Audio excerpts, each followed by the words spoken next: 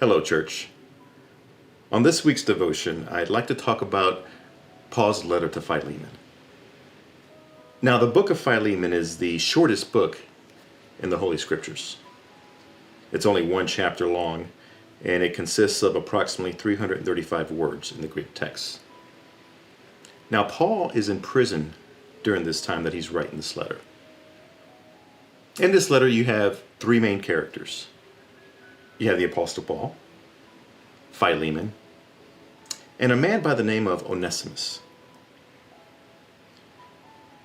In this letter, Paul is writing Philemon. Philemon is a wealthy Christian leader in the church of Colossians.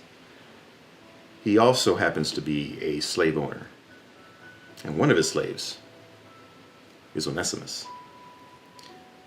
Now, at some point, Onesimus fled his imprisonment as a slave, and he is in prison right now with Paul. Paul has a dilemma. Onesimus is about to be released, and so he's writing a letter to Philemon in regards to Onesimus. Now, during his time in prison with Paul, Onesimus had a transformation. He became a blessing towards Paul and became a brother in the faith. Now, Paul does have a dilemma. Does he demand that Philemon release Onesimus from slavery? Or does he appeal to him in a different way? And what about Onesimus? Does he voluntarily go back to Philemon as a slave, not knowing what fate awaits him? Or does he decide to live free, escaping Roman law as a runaway fugitive? And then you have Philemon. What about him? Does he, in accordance with the law, as a slave owner, decide to mete out punishment to Onesimus any way he sees fit? Or does he forgive Onesimus and brings him back, not as a bondservant, but as a brother in the Lord? Paul's letter to Philemon is a heartfelt letter. He thanks God for Philemon's love and faith.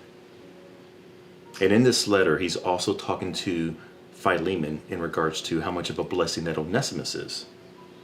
In fact, he even offers to pay any of the debt incurred by Onesimus to Philemon, and even suggests that Philemon returns him back to Paul to serve in the ministry.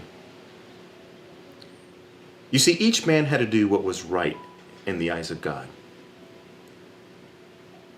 And so I ask you, church, throughout this week, as we all live our daily lives, will you do what is right?